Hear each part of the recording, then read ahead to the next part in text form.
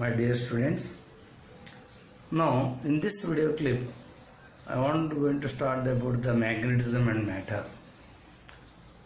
Now what is the basically everything is matter.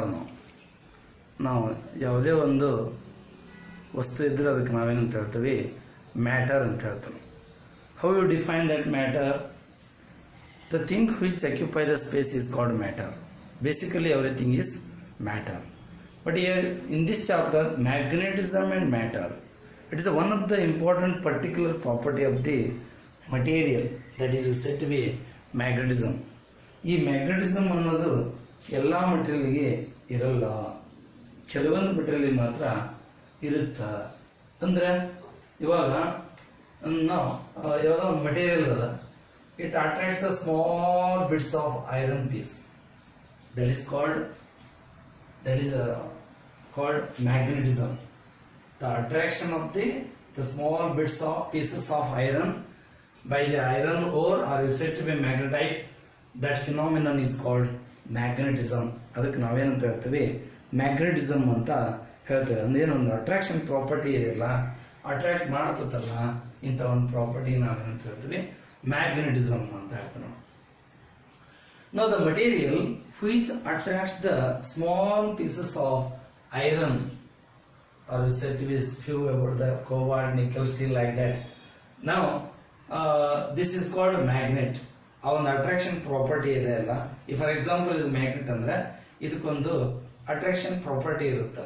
Attraction property ಅಂದ್ರೆ ಆ small iron pieces ಹತ್ರ ತಗೊಂಡು ಬಂದ ತಕ್ಷಣ ಅದನ್ನ ಏನ್ ಮಾಡ್ತದ, ಅದು ಅಟ್ರಾಕ್ಟ್ ಮಾಡ್ಕೊಂಡ್ಬಿಡ್ತದ. ಆ ಒಂದು ವಸ್ತುವಿಗೆ ನಾವೇನ್ ಹೇಳ್ತೀವಿ, ಮ್ಯಾಗ್ನೆಟ್ ಅಂತ ಹೇಳ್ತೀವಿ. ನಾವು all the materials are not magnet. ಎಲ್ಲವೂ ಮ್ಯಾಗ್ನೆಟ್ಸ್ ಅಲ್ಲ, ಕೆಲವೊಂದು ಮಾತ್ರ ನಾವೇನಂತ ಹೇಳ್ತೀವಿ, ಮ್ಯಾಗ್ನೆಟ್ಸ್ ಅಂತ ಹೇಳ್ತೀವಿ. ಎಲ್ಲವಕ್ಕೂ ಮ್ಯಾಗ್ನೆಟ್ಸ್ ಅಂತ ಹೇಳಿದ್ರು. ಫಾರ್ ಎಕ್ಸಾಂಪಲ್ ವುಡ್ ತಗೋತೀವಿ, ಈ ಪ್ಲಾಸ್ಟಿಕ್ ತಗೋತೀವಿ, ಯಾವುದೋ ಒಂದು ಐರನ್ ಪೀಸ್ ತಗೋತೀವಿ, ಸ್ಮಾಲ್ ಪೀಸಸ್, ಅದು ಅಟ್ರಾಕ್ಟ್ ಮಾಡ್ಕೊಳಂಗಿಲ್ಲ, ಅವಾಗ ಅದು ಮ್ಯಾಗ್ನೆಟ್ ಅಲ್ಲ. ಹಾಗಾದ್ರೆ ಇಲ್ಲಿ ಮ್ಯಾಗ್ನೆಟ್ ಅನಿಸ್ಕೋಬೇಕು ಅಂದ್ರೆ ಏನ್ ಮಾಡ್ಬೇಕು, ಅದು small bits of paper small bits of iron pieces ಏನ್ ಮಾಡ್ಬೇಕು, pieces of iron pieces attract ಮಾಡ್ಕೋಬೇಕು. ಅದಕ್ಕೆ ನಾವೇನಂತ ಹೇಳ್ತೀವಿ, ಮ್ಯಾಗ್ನೆಟಿಸಮ್ ಅಂತೀವಿ. ಆ ಅಟ್ರಾಕ್ಷನ್ ಪ್ರಾಪರ್ಟಿ ಇದೆಯಲ್ಲ ಮೆಟೀರಿಯಲ್ಗೆ, ಅದಕ್ಕೆ ನಾವೇನಂತೀವಿ, ಮ್ಯಾಗ್ನೆಟಿಸಮ್ ಅಂತೀವಿ. ಬೇಸಿಕಲಿ ಮೆಟೀರಿಯಲ್ ಮ್ಯಾಗ್ನೆಟಿಸಮ್ ಪ್ರಾಪರ್ಟಿ ಏನ್ ಮಾಡ್ತದ, ಎಕ್ಸಿಬಿಟ್ ಮಾಡ್ತಾ. ಬಟ್ ಎಲ್ಲ ಮೆಟೀರಿಯಲ್ ಮ್ಯಾಗ್ನೆಟಿಸಮ್ ಪ್ರಾಪರ್ಟಿ ಎಕ್ಸಿಬಿಟ್ ಮಾಡಂಗಿಲ್ಲ. ಕೆಲವೊಂದು ಏನ್ ಮಾಡ್ತಾವ, ಐರನ್ ಓರ್ ಅಂತವಲ್ಲ, ನಾವು ಅದೇನ್ ಮಾಡ್ತದ ಅಂತ ಪ್ರಾಪರ್ಟಿ ಎಕ್ಸಿಬಿಟ್ ಮಾಡ್ತಾ. ಹಾಗಾದ್ರೆ ಈ ಮ್ಯಾಗ್ನೆಟ್ ಅಂತ ತಗೊಳ್ತಾವಲ್ಲ, ಯಾವ ಟೈಪ್ ಇರುತ್ತ, ಒಂದು ನ್ಯಾಚುರಲ್ ಮ್ಯಾಗ್ನೆಟ್ ಇರುತ್ತ, ಇನ್ನೊಂದು ಆರ್ಟಿಫಿಷಿಯಲ್ ಮ್ಯಾಗ್ನೆಟ್ ಇರುತ್ತ. ಹಂಗಾರೆ ಈ ನ್ಯಾಚುರಲ್ ಮ್ಯಾಗ್ನೆಟ್ ಇದೆಯಲ್ಲ, ಇದು ಏನಿರ್ತದ, ಇರ್ರೆಗ್ಯುಲರ್ ಶೇಪ್ ಇರುತ್ತೆ. ಅಂದ್ರೆ ಡೆಫಿನೆಟ್ ಶೇಪ್ ಇರಲ್ಲ ಇದಕ್ಕೆ. ನ್ಯಾಚುರಲ್ ಮ್ಯಾಗ್ನೆಟ್ಗೆ ನ್ಯಾಚುರಲಿ ಸಿಗುತ್ತೆ ಯೂಸುವಲಿ. ಆ ಮ್ಯಾಗ್ನೆಟ್ ಇರ್ರೆಗ್ಯುಲರ್ ಶೇಪ್ ಇರುತ್ತೆ. ಹೀಗಾಗುವ ಹಿಂಗೆ ಈ ತರ ಇರುತ್ತೆ, ಇರ್ರೆಗ್ಯುಲರ್ ಶೇಪ್ ಇರುತ್ತೆ. ಬಟ್ ಬಹಳ ವೀಕ್ ಇರುತ್ತೆ. ಇದ್ರ ಮ್ಯಾಗ್ನೆಟಿಸಮ್ ಪ್ರಾಪರ್ಟಿ ಬಹಳ ವೀಕ್ ಇರುತ್ತೆ. But artificial magnet it is having a definite shape. ಇದು ಏನಿರ್ತದ, ಇಲ್ಲೇ ಡೆಫಿನೆಟ್ ಶೇಪ್ ಇರುತ್ತೆ. ಇದಕ್ಕೆ ಡೆಫಿನೆಟ್ ಶೇಪ್ ಇರುತ್ತೆ. ಇಂತ ಹೀಗೆ ಇದೇ ತರ ಅಂತ ನಾವು ಮ್ಯಾನುಫ್ಯಾಕ್ಚರ್ ಮಾಡ್ಕೊಂಡಿತ್ತು. ಈ ಕೆಲವೊಂದು ಐರನ್, ಸ್ಟೀಲ್ ಮೆಟೀರಿಯಲ್ ತಗೊಂಡು ಅಥವಾ ಅದರ ಅಲಾಯ್ಸ್ ತಗೊಂಡು ನಾವೇನ್ ಮಾಡ್ತೀವಿ, ಅದನ್ನ ಮ್ಯಾನುಫ್ಯಾಕ್ಚರ್ ಮಾಡ್ತೀವಿ. ಅಂತದಕ್ಕೆ ನಾವೇನಂತ ಹೇಳ್ತೀವಿ, ಆರ್ಟಿಫಿಷಿಯಲ್ ಮ್ಯಾಗ್ನೆಟ್ ಅಂತೀವಿ. ಆರ್ಟಿಫಿಷಿಯಲ್ ಮ್ಯಾಗ್ನೆಟ್ ಮೂರು ಟೈಪ್ ಬರ್ತಾವ. ಒಂದು ಬಾರ್ ಮ್ಯಾಗ್ನೆಟ್ ಬರುತ್ತೆ, ಒಂದು ಮ್ಯಾಗ್ನೆಟಿಕ್ ನೀಡಲ್ ಬರುತ್ತೆ, ಇನ್ನೊಂದು ಏನ್ ಬರುತ್ತೆ ಹೇಳ್ರಿ, ಹಾರ್ಶು ಮ್ಯಾಗ್ನೆಟ್ ಅಂತ ಬರುತ್ತೆ. ಈ ಬಾರ್ ಮ್ಯಾಗ್ನೆಟ್ ಇಲ್ಲಿ ತೋರಿಸಿದಿಲ್ಲ. ಮ್ಯಾಗ್ನೆಟಿಕ್ ನೀಡಲ್ ಅಂದ್ರ ಈ ತರ ಬರುತ್ತೆ, ಹಿಂಗ್ ಶಾರ್ಪ್ ಬರುತ್ತೆ. ಒಂದ್ ಕಡೆ ನಾರ್ತ್ ಪೋಲ್ ಬರುತ್ತೆ, ಇನ್ನೊಂದ್ ಕಡೆ ಸೌತ್ ಪೋಲ್ ಬರುತ್ತೆ. ಇಲ್ಲಿ ಒಂದು ನಾರ್ತ್ ಪೋಲ್ ಬರುತ್ತೆ, ಇಲ್ಲಿ ಸೌತ್ ಪೋಲ್ ಬರುತ್ತೆ. ಇದು ಮ್ಯಾಗ್ನೆಟಿಕ್ ನೀಡಲ್, ಇದು ಬಾರ್ ಮ್ಯಾಗ್ನೆಟ್. ಇನ್ನೊಂದು ಯಾವ ತರ ಮ್ಯಾಗ್ನೆಟ್ ಬರುತ್ತೆ, ಹಾರ್ಶು ಮ್ಯಾಗ್ನೆಟ್ ಅಂತ ಬರುತ್ತೆ. ಏನ್ ಬರುತ್ತಾ, ಈ ತರ ಹಾರ್ಶು ಮ್ಯಾಗ್ನೆಟ್ ಅಂತ ಬರುತ್ತಾ. ಇಲ್ಲಿ ನಾರ್ತ್ ಪೋಲ್ ಬರುತ್ತೆ, ಇದು ಸೌತ್ ಪೋಲ್ ಬರುತ್ತೆ. ಇದು ಮ್ಯಾಗ್ನೆಟಿಕ್ ನೀಡಲ್, ಇದು ಬಾರ್ ಮ್ಯಾಗ್ನೆಟ್, ಇದು ಹಾರ್ಶು ಮ್ಯಾಗ್ನೆಟ್. ಹಾಗಾದ್ರೆ ಈ ಮ್ಯಾಗ್ನೆಟಿಕ್ ಪ್ರಾಪರ್ಟಿ ಏನು use, there are so many uses. ಡೈನಮೋದೊಳಗೆ ಯೂಸ್ ಮಾಡ್ತೀವಿ, ಜನರೇಟರ್ ನೊಳಗೆ ಯೂಸ್ ಮಾಡ್ತೀವಿ, ಮೋಟಾರ್ ನೊಳಗೆ ಯೂಸ್ ಮಾಡ್ತೀವಿ, PCR recorder, ATM, credit card, headphones, calling bell. There are so many applications of the that is said to be magnetism or said to be magnet. ಹಾಗಾದ್ರೆ ಇಲ್ಲಿ ನಾವು ಈಗ just ಒಂದು bar magnetic ಬರೋಣ. ಹೇಗಿರುತ್ತೆ bar magnet? Bar magnet ಈ ತರ ಇರುತ್ತೆ, ಏನು ರೆಕ್ಟಾಂಗ್ಯುಲರ್ ಶೇಪ್ ಇರುತ್ತೆ.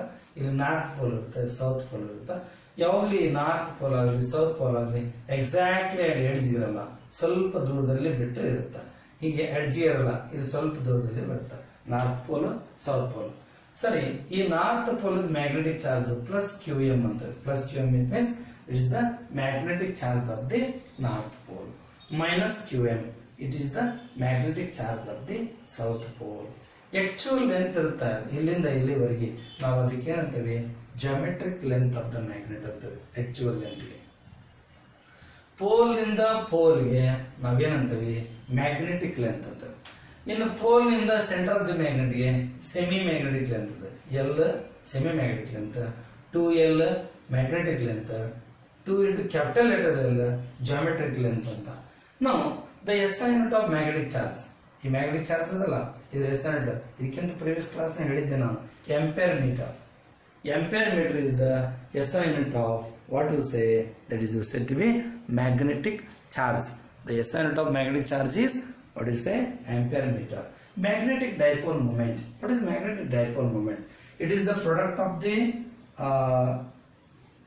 magnitude of the magnetic charge of the either pole and magnetic length. This product is called what you say, magnetic dipole moment or moment of the magnet. ಹೀಗೂ ಹೇಳ್ತಾನೆ. ಹಾಗಾದ್ರೆ what is this is a vector quantity. ಇದು ಏನದು? Vector quantity magnetic dipole moment QM into 2L into M cap ಅಂತ ಬರೀಬಹುದು. ಹಾಗಾದ್ರೆ SI unit ಏನು? ಇದು ampere metre, ಇದ್ರ ಮೀಟರ್. ಅವಾಗ ಏನಾಗುತ್ತೆ? ಆಂಪಿಯರ್ ಮೀಟರ್ ಸ್ಕ್ವೇರ್ ಅಂತ SI ಯೂನಿಟ್ ಆಗುತ್ತೆ. ಯಾವುದು? Magnetic dipole moment. ಇದ್ರದ್ದು ಇನ್ನೊಂದು ಯೂನಿಟ್ ಏನಪ್ಪಾ ಅಂದ್ರೆ joule per Tesla. Joule per Tesla is also unit of the magnetic dipole moment. Now you got the few idea about the magnetism. ಈಗ ನಾವೇನು ಹೇಳಿದ್ವಿ? ಬಹಳ important point, earth behave as A magnet. Earth ನಾವು Hughes magnet ಅಂತ ತೋಳ್ತಾವ. ಆಮೇಲೆ ಇಲ್ಲೇನದ? ಈಗ earth surface ಮೇಲೆ ಇಲ್ಲೇ ನೀವು ಒಂದು ಮ್ಯಾಗ್ನೆಟ್ ತೂಗ್ಬಿಟ್ರಿ ಅಂತ ತಿಳ್ಕೊ. It is always come to rest along north south. ಇದು ನಾರ್ತ್, ಇದು ಸೌತ್ ಅಂತಂದ್ರೆ ಇದು ನಾರ್ತ್ ಹೇಳ್ತೇವೆ, ಇದು ಸೌತ್. ಯಾವಾಗ್ಲೂ ಆ ಮ್ಯಾಗ್ನೆಟ್ ಹೇಗೆ ನಿಲ್ಲುತ್ತಲ್ಲ, ಒಂದ್ ಕಡೆ ನಾರ್ತ್ ಪೋಲ್ ಇರುತ್ತೆ, ಇನ್ನೊಂದ್ ಕಡೆ ಸೌತ್ ಪೋಲ್ ಇರುತ್ತೆ. ಯಾವಾಗ್ಲೂ ಮ್ಯಾಗ್ನೆಟಿಕ್ ಸಸ್ಪೆಂಡೆಡ್ ಫ್ರೀಲಿ ಈ ಮ್ಯಾಗ್ನೆಟ್ ಇದೆಯಪ್ಪ, ಇದನ್ನ ತೂಗು ಬಿಡ್ತಾನೆ ಅಂತ ತಿಳ್ಕೊ.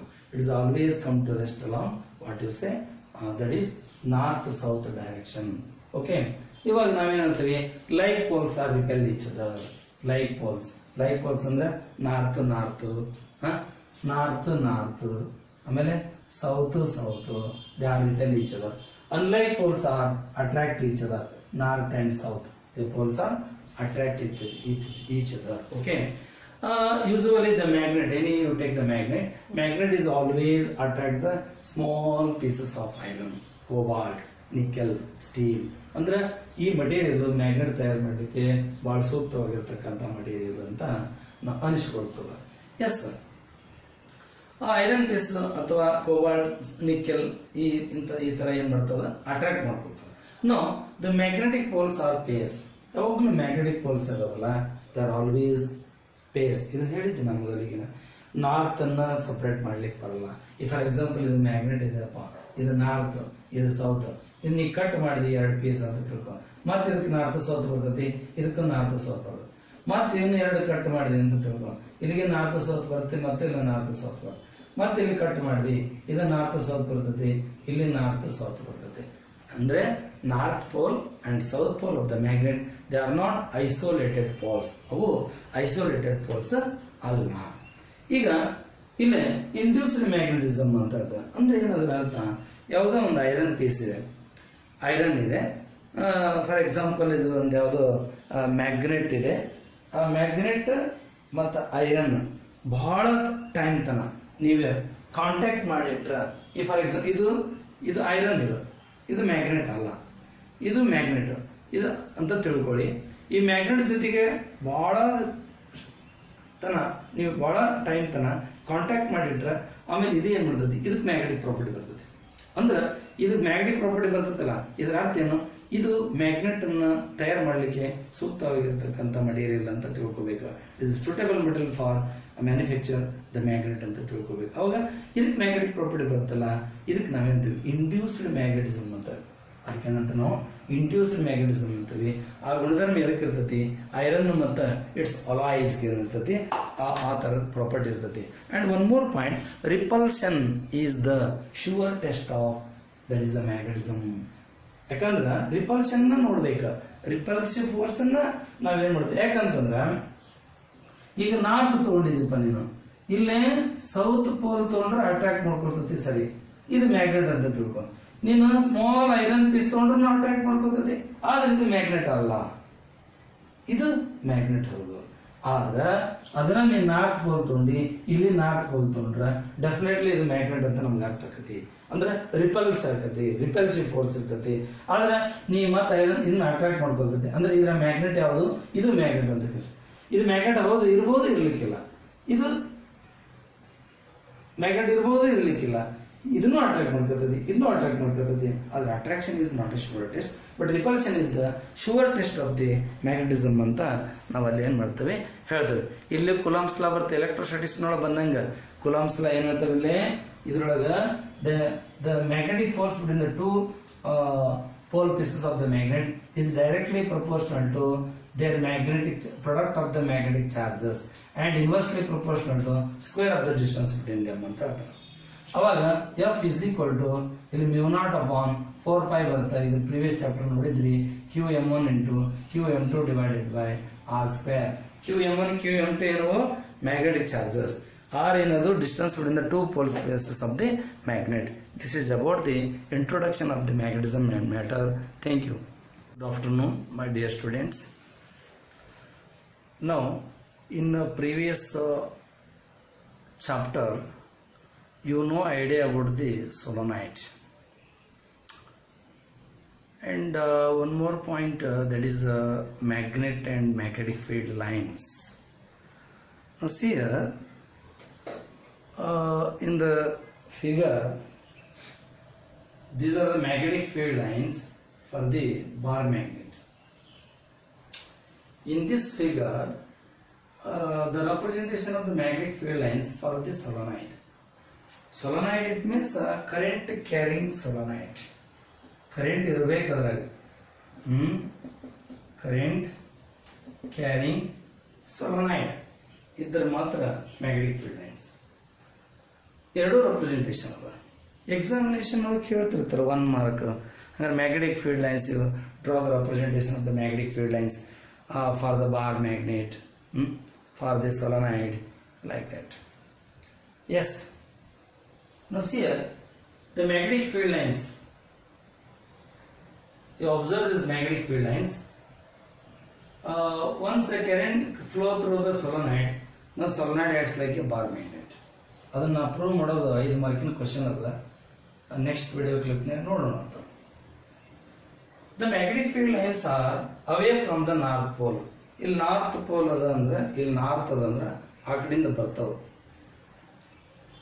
ಇನ್ನ the magnetic field lines are toward the south pole. ಇಲ್ಲಿ ಸೌತ್ ಪೋಲ್ ಅಂದ್ರೆ they towards the south pole. Now these magnetic field lines, very important point. Second point is they form the continuous loops. It means closed loops. ಅಂದ್ರೆ ನಡಿ break ಇರಲ್ಲ. Start from north pole and end towards the south pole, that is wrong. ಅದು wrong ಅದು. ನಿಮ್ಮ notes ಒಳಗ ಅದನ್ನ ತಿದ್ದುಕೊಡ್ರಿ. They away from the north pole and toward the south pole. They form the continuous closed loops. Magnetic field lines are always closed loops. But electric field lines, they are not closed loops. This is one of the difference between the electric charges and electric field and the magnetic field. Now draw the tangent at any point on the magnetic field lines that shows the magnetic field strength at that point. This is the magnetic field lines of magnetic field line. Now tangent draw ಮಾಡಿದೆ ಅಂತ ತಿಳ್ಕೊ. ಈ curved line tangent draw ಮಾಡಿದೆ. It shows the direction of the magnetic field at this point. Magnetic field ಯಾವಾಗಲೂ B ದಿಂದ represent ಮಾಡ್ತೇವೆ. ಇದರಿಂದ ಏನಪ್ಪಾ ಅಂತಂದ್ರೆ Tesla is the essence of the magnetic field. Okay. Tangent drawn at a point shows the direction of the magnetic field at that point. two magnetic field lines never intersect one and another. It is very important point. This electric field lines nago bartata, il magnetic field lines. The two or more magnetic field lines are never intersect one another. Once the magnetic field lines are passing through the normally passing through. Suppose these are the magnetic field lines. Now this is the area. This is the area. Now you draw the tangent, that is the component of the magnetic field line. Component of the magnetic field line. These are said to be B. This is said to be B cos theta. This is suppose theta. Now B cos theta into whatever the area into area. This shows the magnetic flux. The number of magnetic field lines normally passing through the area. It shows the magnetic flux over that surface area. This is one. Now this magnetic flux is maximum when theta equal to 0. Theta equal to 0 adra artheno. Theta 0 adra correct ಆಗಿ normal ಇರುತ್ತೆ. This is for theta equal to 0. Theta 0 ಇರ್ತಂದ್ರೆ component ತೆಗೆಯೋ ಅವಶ್ಯಕತೆ ಇಲ್ಲ. ಇರೋ magnetic field lines ಏನದ normal ಅದ. Normal ಅದ ಅಂದ್ರೆ ಥೀಟಾ 90 ಅಲ್ಲ. That is used to be theta 0. ಇದನ್ನ ಸರಿಯಾಗಿ ಅರ್ಥ ಮಾಡ್ಕೊಳ್ಳಿ. Is the maximum magnetic flux. The SI unit of magnetic flux is what you say Weber. Weber is the SI unit of the magnetic flux. Weber. WB. Now the total magnetic flux, that is the B into area. ಅಂದ್ರೆ total area ಯಾವಾಗ ನಾ ಹೇಳಾಕತ್ತಿರೋದು theta 0 ಐತಿ ಅಂತ, normal area ಅಂತ. Now magnetic field strength is magnetic flux divided by area. This is said to be Weber per meter square. This is the magnetic field strength. The magnetic flux per unit area is called magnetic flux density or magnetic field strength. Is SI is Weber per meter square. Its equivalent unit is Tesla. Tesla is the unit of the magnetic flux density. This is about the magnetic field lines in the magnetism. Okay. Now, the magnetic field is always towards the plane of the paper. Towards the plane of the paper. It is represented by the cross mark. Already you know this one. ನಿಮಗೆ ಗೊತ್ತದ ಇದು. ಇದು previous chapter ನಾಗ ಹೇಳಿದ್ವಿ ನಾವು. It is towards the plane of the paper ಅಂತ ಹೀಗೆ ತಗೊಂಡಿದ್ದಾರೆ. If the magnetic field is represented by this dot in circle, it means it is emerged out from the plane of the paper. Emerged out from the ಆ ಕಡೆಯಿಂದ ಬರ್ತಕ್ಕಂಥದ್ದು. ಇದು ಈ ಕಡೆಯಿಂದ ಹೋಗ್ತಕ್ಕಂಥದ್ದು. Okay, ಇಲ್ಲಿ ಕೂಲಂಬ್ಸ್ ಬರುತ್ತೆ. ಎಲ್ಲೇ ಮ್ಯಾಗ್ನೆಟಿಸಮ್ ಆಲ್ರೆಡಿ ಇದು ಪ್ರಿವಿಯಸ್ ಹೇಳಿದೆ. That force is directly proportional to product of the magnitude of the magnetic charges of the two poles and is inversely proportional to square of the distance between them. Then mu is F is equal to Qm1 into Qm2 divided by R square. It is mu naught divided by 4 pi Qm1 into Qm2 divided by R square. It is a constant. This is the permeability of the free space. Permeability of the free space is the 10 raised to minus 7. 4 pi into 10 to the power of minus 7. Weber per ampere per meter. SI unit of the permeability of the free space. Mu not indicate permeability of the free space. Mu r under relative permeability. Now this is said to be permeability. Mu not is said to be permeability. But in the case of electrostatics, permittivity. But this is here permeability. It's just pointer. Okay. Thank you. My dear students, now today I want to discuss about the magnetic field lines and electric field lines. Now what are the differences between the magnetic field lines and electric field lines? Now in previous video clip already you know about the representation of the magnetic field lines in the case of bar magnet and in the case of current carrying solenoid. Now see here in the board, this is the representation of the magnetic field lines for the bar magnet. Now this is for the representation of the magnetic field lines for current carrying solenoid. ಅಂದ್ರೆ current pass ಆಗುವಾಗ ಮಾತ್ರ magnetic field ಬರುತ್ತೆ. ಅವಾಗ magnetic field lines ನಾವು draw ಮಾಡಲಿಕ್ಕೆ ಬರುತ್ತೆ. ಹೌದು, ಇದು ಸೊಲನಾಯ್ಡ್. ಇದು ನಾ ಈಗೆಲ್ಲ ವಯರ್ ತೋರಿಸಿದ್ದೀನಿ ನೋಡ್ರಿ. ಇದೇನು ಹೇಳ್ರಿ, ಸೊಲನಾಯ್ಡ್. ಇದು ಬಾರ್ ಮ್ಯಾಗ್ನೆಟಿಕ್. ಯಾವಾಗಲೂ ಮ್ಯಾಗ್ನೆಟಿಕ್ ಫೀಲ್ಡ್ ಲೈನ್ಸ್ ಏನಾಗ್ತವ, they away from the north pole and toward the south pole. Start from ಅನ್ನಬಾರ್ದು, away from the north pole ಅನ್ಬೇಕು, toward the south pole ಅಂತ ಹೇಳಬೇಕು. ಆಮೇಲೆ ಇಲ್ಲಿ ಏನದ ನಿಮ್ಮ ನೋಟ್ಸ್ ನೋಡ್ರಿ, ಎಲ್ಲ ಡಯಾಗ್ರಾಮ್ ಇದಾವ. ಇಲ್ಲಿ ಪಾಸಿಟಿವ್ ಚಾರ್ಜ್ ಅದ, ಇಲ್ಲಿ ಪಾಸಿಟಿವ್ ಚಾರ್ಜ್ ಅದ, ಇಲ್ಲಿ ಏನದ, ಇಲ್ಲಿ ನೆಗೆಟಿವ್ ಚಾರ್ಜ್ ಅದ, ಇಲ್ಲಿ positive charge, negative charge. Now, in the case of electric field, the electrostatics, the electric field is always represented by electric field lines. Now you see this diagram. Now the electric field lines are start from positive charge end at the negative charge. Idu elle electrostatics nolaga for electric charges ge andra ivaga positive charge inda bartava, negative charge ge end ಆಗ್ತವೆ. ಅದರ ಅರ್ಥ ಏನು? they do not form the closed loops. ಇವೇನು ಬರಲ್ಲ, closed loops ಬರಲ್ಲ. ಇಲ್ಲೇ they form the closed loops, ಇಲ್ಲೇ they form the closed loops. ಎಲ್ಲೇ ಬಾರ್ ಮ್ಯಾಗ್ನೆಟಿಕ್ ಆಗಲಿ, ಕರೆಂಟ್ ಕ್ಯಾರಿಂಗ್ ಸೊಲೈಟಿಗ್ ಆಗಲಿ, ಮ್ಯಾಗ್ನೆಟಿಕ್ ಫೀಲ್ಡ್ ಲೈನ್ಸ್ ಏನು ಮಾಡ್ತಾರೆ ಆಗಲೇ ಕ್ಲೋಸ್ಡ್ ಲೂಪ್ ಫಾರ್ಮೇಶನ್ ಮಾಡ್ತಾರೆ. ಇದು ರೆಪ್ರೆಸೆಂಟೇಷನ್ ನಿಮ್ಮ ಇದರೊಳಗದ, ನಿಮ್ಮ ಟೆಕ್ಸ್ಟ್ ಬುಕ್ನೊಳಗದ. ಆಮೇಲೆ ನಿಮಗೆ ನಾ ಏನು ನೋಟ್ಸ್ ಕಳಿಸಿದ್ದೇನಲ್ಲ ಅದರೊಳಗೆ ಈ ಡಯಾಗ್ರಾಮ್ ಅದ, ನೀವೇನು ಮಾಡ್ರಿ ಅಬ್ಸರ್ವ್ ಮಾಡಿಕೊಡ್ರಿ. ಸರಿ, ಇಲ್ಲಿ ನಾ ಹೇಳಿದೆ ನಾನು ಕುಲಾಂಬ್ಸ್ ಲಾ ಇಲ್ಲಿ ಬರುತ್ತಾ? ಹೌದು, ಕುಲಾಂಬ್ಸ್ ಲಾ ಇಲ್ಲಿ ಬರುತ್ತಾ. ನಾವು the magnetic force is directly proportional to product of the magnitudes of the magnetic charges and inversely proportional to square of the distance between the two poles of the magnet. ಅವಾಗ F is equal to constant ತಗೊಳ್ತಾರೆ, μ0 upon 4 pi qm1 into qm2 divided by r square. Here μ0 upon 4 pi is constant. Now here μ0 is permeability of the free space. μ0 ಬೆಲೆನ ಹೇಳಿದೆ ನಾನು, μ0 is equal to what you say 4 pi into 10 to the power of -7 ಅಂತ ಹೇಳಿ. ಅವಾಗ μ0 upon 4 pi ಏನಾಗುತ್ತೆ, 10⁻⁻7 ಆಗುತ್ತೆ. ಸರಿ, Coulomb's ಲಾ ಆಯ್ತು. ಇವಾಗ ನಾವು ಹೇಳಿದ್ವಿ, ನಾವು ಮ್ಯಾಗ್ನೆಟಿಕ್ ಡೈಪೋಲ್ ಮೂಮೆಂಟ್ ಎಲ್ಲ ಹೇಳಿದ್ವಿ. ಅಲ್ಲಿ ಎಲೆಕ್ಟ್ರಿಕ್ ಡೈಪೋಲ್ ಮೂಮೆಂಟ್ ಬರ್ತಾ, ಇಲ್ಲಿ ಮ್ಯಾಗ್ನೆಟಿಕ್ ಡೈಪೋಲ್ ಮೂಮೆಂಟ್ ಬರ್ತಾ. ಅಲ್ಲಿ ಎಲೆಕ್ಟ್ರಿಕ್ ಡೈಪೋಲ್ ಮೂಮೆಂಟ್ ನಾವು ಹೇಗೆ ಹೇಳ್ತೀವಿ, P is equal to Q into 2L into P cap ಅಂತ ಹೇಳ್ತಾರೆ. ಯಾವುದು? Electric dipole moment.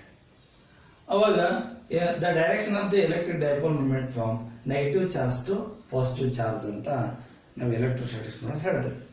ಇಲ್ಲಿ ಮ್ಯಾಗ್ನೆಟಿಕ್ ಡೈಪೋಲ್ ಮೂಮೆಂಟ್ m ದಿಂದ representation. m is equal to vector m is equal to magnetic charge, ಇದು ಏನ್ ಮಾಡ್ತಾ magnetic length into m cap ಅಂತ. ಇದು magnetic dipole moment. Now what is the direction of the that is the magnetic dipole moment? It is from south to north pole. ಎಲ್ಲೇ magnetism ಒಳಗ south ಕಡೆಯಿಂದ north ಕಡೆ ಇರ್ತಾರೆ ಈ direction of the magnetic dipole moment. ಆಯ್ತು, ಸರಿ. ಅಲ್ಲೇ almost ಅಲ್ಲಿ ಸಿಮಿಲಾರಿಟೀಸ್ ಬರುತ್ತೆ. ಎಲ್ಲೇ ಎಲೆಕ್ಟ್ರೋಸ್ಟಾಟಿಕ್ಸ್ ನೊಳಗು ಮ್ಯಾಗ್ನೆಟಿಸಮ್ ನೊಳಗು ಅಲ್ಲಿ ಎಲೆಕ್ಟ್ರಿಕ್ ಚಾರ್ಜಸ್ ಬರ್ತಾವ, ಇಲ್ಲಿ ಮ್ಯಾಗ್ನೆಟಿಕ್ ಚಾರ್ಜಸ್ ಬರ್ತಾವ. ಅಲ್ಲಿ ಕುಲಾಂಬ್ಸ್ ಲಾ ಬರುತ್ತೆ, ಇಲ್ಲಿ ಕುಲಾಂಬ್ಸ್ ಲಾ ಬರುತ್ತೆ. ಅಲ್ಲೇ ಎಲೆಕ್ಟ್ರಿಕ್ ಡೈಪೋಲ್ ಮೂಮೆಂಟ್ ಬರುತ್ತೆ, ಇಲ್ಲಿ ಮ್ಯಾಗ್ನೆಟಿಕ್ ಡೈಪೋಲ್ ಮೂಮೆಂಟ್ ಬರುತ್ತೆ. ಅದೇ ರೀತಿ magnetic field at a point, magnetic field ಬರುತ್ತೆ, ಮ್ಯಾಗ್ನೆಟಿಕ್ ಪೊಟೆನ್ಷಿಯಲ್ ಬರುತ್ತೆ, ಟಾರ್ಕ್ಯೂ ಬರುತ್ತೆ, ಎವ್ರಿಥಿಂಗ್ ಬರುತ್ತೆ. ಅಲ್ಲಿ ಇಲ್ಲಿ ಗಾಸ್ ಲಾ ಬರುತ್ತೆ. Yes, the magnetic field at a point P due to the magnetic charge is said to be pole at a distance r. It is given by B is equal to μ0 upon 4 pi qm divided by r square along np ಅಂತ ಬರೀಬೇಕು. Direction ಹೀಗದ. Suppose ಅದನ್ನ ನೀ south pole ತಗೊಂಡಿದ್ದಿ, south pole ತಗೊಂಡಿದ್ರಿ ಏನಾಗ್ತತಿ, ಇವಾಗ ಇಲ್ಲಿ point P ತಗೊಂಡು ಇಲ್ಲಿ magnetic charge ತಗೊಂಡ್ರೆ ನಾವು ಟುವರ್ಡ್ ದಿ ಸೌತ್ ಪೋಲ್ ಆಗುತ್ತೆ. ಯಾವುದು? Magnetic field. ಇಲ್ಲೇ away from the north pole, ಇದು ಏನ್ ಬರುತ್ತೆ ಟುವರ್ಡ್ಸ್ ದಿ ಸೌತ್ ಪೋಲ್ ಬರುತ್ತೆ.